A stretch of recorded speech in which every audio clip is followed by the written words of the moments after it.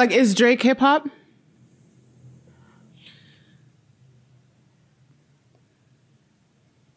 Why are you doing this to me? I know. Drake is Because we're here pop. for truth. We're here for truth. Drake is pop to me. Right, that's fair. In the sense that it's charting like pop music, popular music. In the sense, like, if I was in Target in Houston and I heard a Drake song.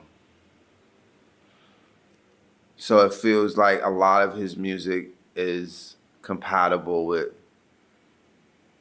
shopping. or it's you know, music, shopping with an edge in certain instances. Or... Recall Yasiin Bey's appearance on the Cutting Room Floor podcast. Of course, I mean, I it's get commercial, entertaining, fun, good, it's formulaic music. It's likable. Likable music, yeah. It's likable. But is it?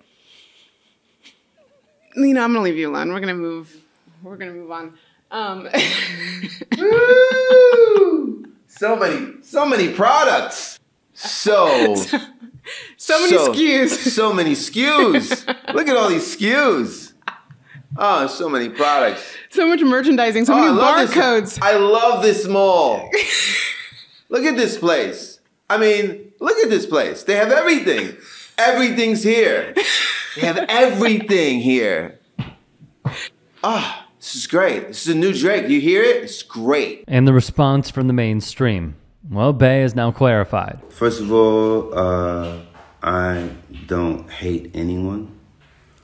My opinion is mine. It's legal in all states. It was not an opportunity to try to slander him or to clown on him. I have reached out to him. I have no response just yet, but you know, I'm not keen to talk about people or to them through a screen. I prefer to talk to people directly. But I will say this, the young man is very talented. He's been able to be very successful with that talent, and I have no issue with his success. I do feel that some of the criticism that he's received in the past has been mean-spirited and unfair. So I don't want to participate in that. And if I was perceived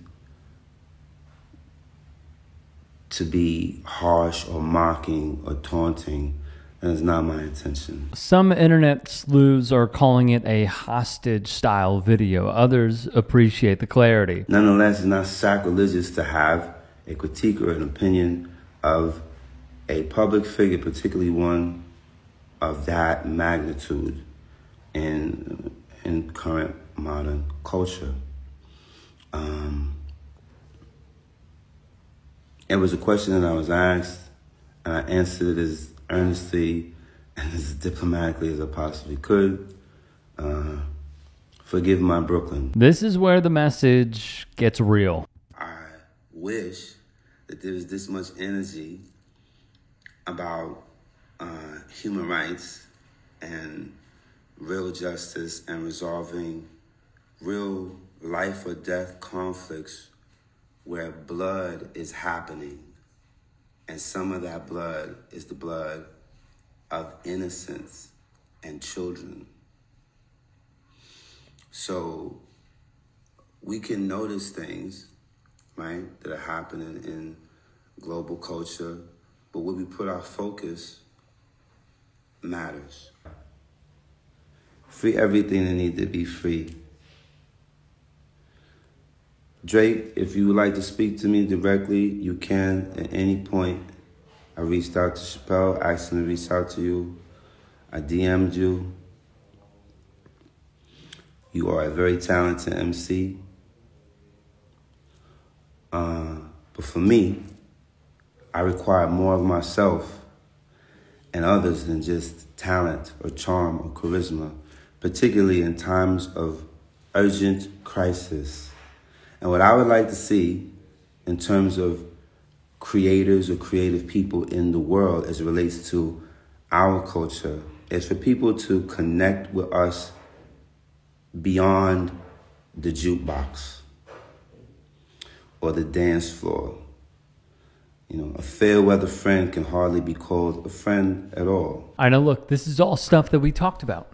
This is all stuff that we talked about. This is all stuff that I talked about. The fact is, no other outlet picked up on anything else that Yasiin Bey said other than what he said about Drake. I called this.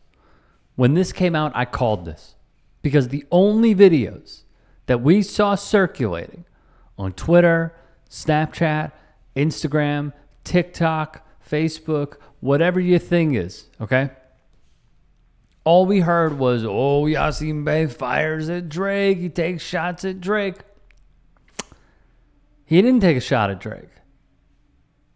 He was being honest about Drake. And yet, he talked about, right after that small little snippet that everyone was living in and reacting to, he was talking about real world stuff.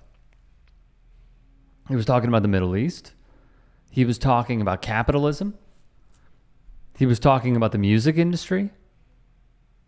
And no one cared, which was exactly his point. Exactly his point. We are in this mode at all times.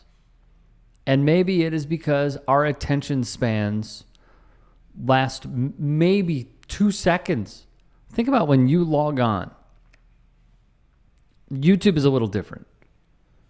But when you're logging on to Instagram or Snapchat or TikTok and you're scrolling, how long do you give a video? Think about it. Outside of YouTube, how long do you give a video? Not long. This is the embodiment of where we are today and the attention spans being close to zero. Because if you kept listening, and if there were other outlets that wanted to really delve deep into what Yasiin Bey was saying, then maybe they would have been more respectful of his words and also understanding of the audience that he brings, understanding nuance, being able to read between the lyrics, understand their meanings. My raps will hold the Gatti back like Palestinians. Like, come on. Let's not be stupid about this.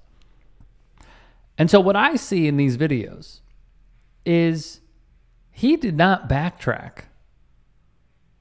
He is very a clear-minded person who understands the sensitivities of people. He is also at 50 at this stage where it's like, what do I need a rap beef for? That's when people would try to make a name for themselves by calling out others. It's the same sort of recipe in media. He's seeing this after taking it in and being like, I don't need this.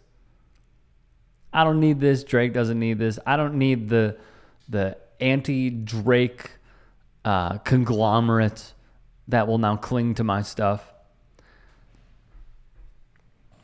I think he meditated on it and thought about it and was like, I don't want this.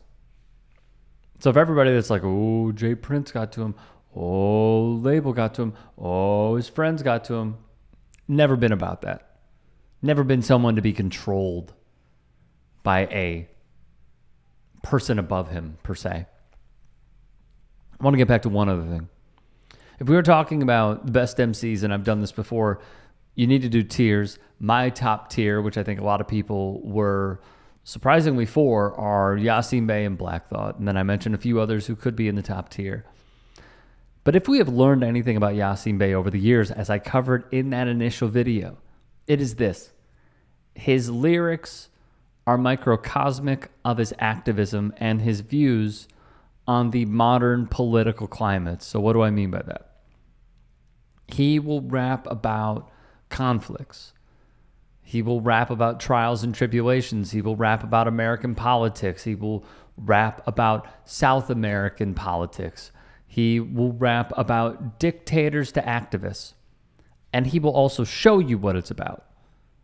Because in that piece that I did, he put on a show outside of Radio City Music Hall, when I believe the VMAs were going on and everybody was yucking it up and having fun, he held a mini concert and got arrested for it by calling out the atrocities that the United States has done, mainly with Katrina. He showed what it is like to be a prisoner in Gitmo through force feeding, and it was impossible to watch. So for everybody that's saying that he sold out or that he folded, no, he didn't. No, he didn't. As he said, is it sacrilegious to have an opinion? No. You can then have a reaction to that opinion.